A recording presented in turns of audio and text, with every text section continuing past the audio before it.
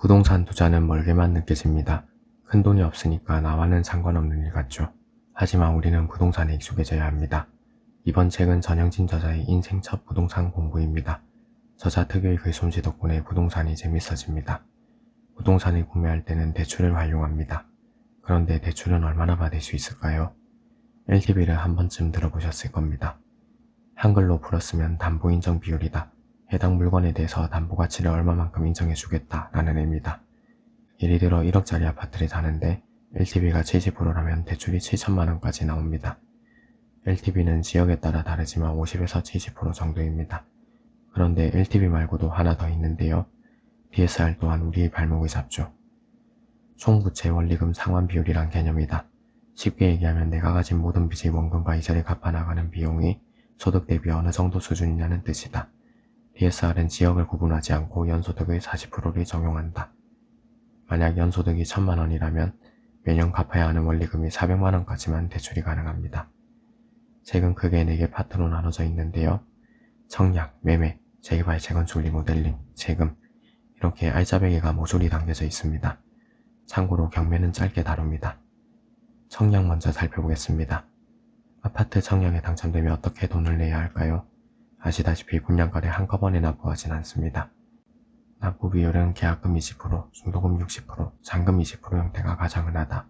중도금은 4, 5개월마다 총 분양가의 10%씩 6차례 나눠 납부한다. 여러 번에 나눠 낸다 라는 것은 알고 있었는데요. 총 8번에 나눠서 내는군요. 부담이 줄어듭니다. 그런데 계약금이 10% 정도인 경우도 심심찮게 보여요. 책에서는 계약금이 낮으면 잔금이 30%로 높게 책정된다고 합니다. 가끔 신기한 현상을 봅니다. 몇 주 전까지만 해도 허허벌판이었던 곳이 건실한 아파트로 탈바꿈해 있는 것이죠. 대체 언제 다 지은 거야? 라고 생각은 했는데요. 책에서 힌트를 줍니다. 선세대 전후의 아파트 단지 하나를 짓는 데는 보통 2년 6개월 안팎의 시간이 소요된다. 체감상 1, 2개월 만에 초고속으로 지어진 것 같았는데 아무래도 기억의 왜곡이었던 걸까요? 청약은 어디서 하는 걸까요? 현장에서 신청하는 것은 아닙니다. 청약 최소 열흘 전엔 공고를 내도록 법이 규정하고 있고 모델하우스는 보통 이 날짜에 맞춰 여는 게 일반적이다. 민간 분양이라면 한국부동산원에 청약홈에 있다.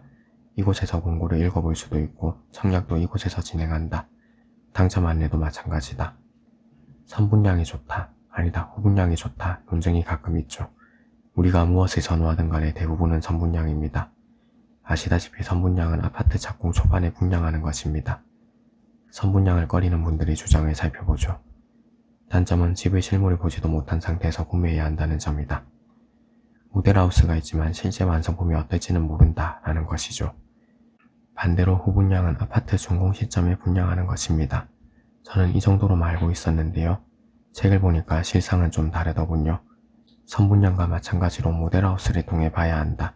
후분양이란 단어만 두고 본다면 다 지어진 아파트를 보고 사는 것 같지만 법 규정에선 골조가 3분의 2 이상 올라간 이후부터 후분양으로 분류하기 때문이다. 단점은 짧은 자금 조달 기간이다. 후분양이라고 해서 꼭 완성물을 보고 사는 것은 아닙니다. 꽤 충격이죠. 큰 자금을 준비하기에는 시간이 급박하죠. 조만간 입주해야 하니까요. 거기다가 분양가가 더 비싸질 가능성이 있어요. 시행사는 기왕이면 부동산 하반기에 청약을 받을 것이니까요. 골든타임 분양제라고도 하는데요. 부동산 시장이 좋을 때 비싸게 분양하겠다는 것이죠. 꼭 후분양이 좋고 선분양이 나쁘다고 보긴 힘들겠습니다. 길을 걷다가 전단지를 가끔 보셨을 겁니다. 회사 부여금 마지막 분양, 2,500만원어치 옵션 무상 제공, 분양가 할인 같은 내용인데요. 걸음을 우뚝 멈추게 하죠. 책에서 자세히 말해줍니다. 분양받으면 안 되는 아파트는 대놓고 미분양을 알리는 건 거의 마지막 단계다.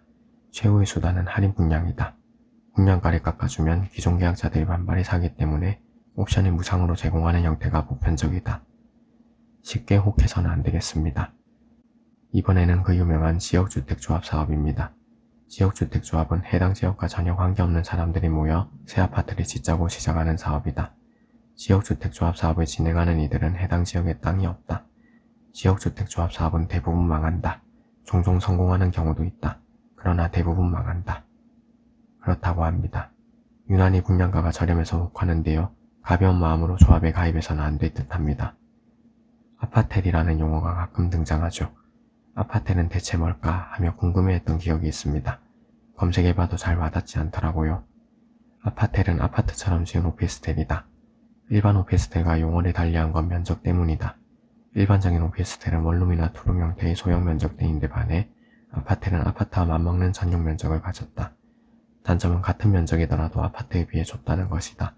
공용 면적의 비중이 높기 때문이다.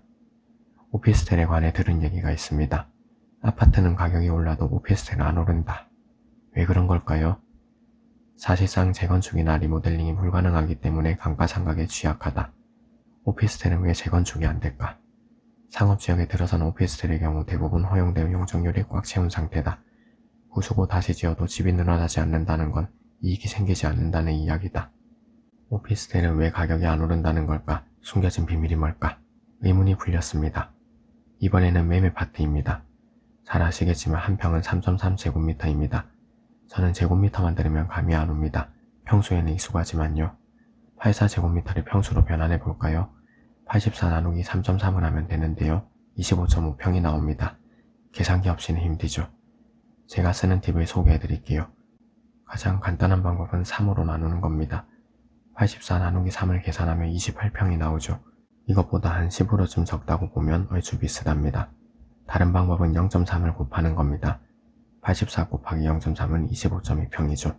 이것보다 아주 미세하게 더 크다고 생각하면 됩니다. 둘 중 편한 방법에 익숙해져 보세요. 참고로 저는 0.3 곱하기를 좋아합니다. 매매 가격은 비싼데 전세가는 저렴한 아파트가 자주 보입니다. 이유가 뭘까요?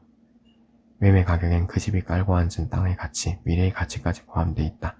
그래서 다 무너져가는 강남 썩다리 재건축 아파트가 수십억 원을 호가하는 것이다. 갖고만 있으면 미래엔 타의 수정을 불허할 것이기 때문이다.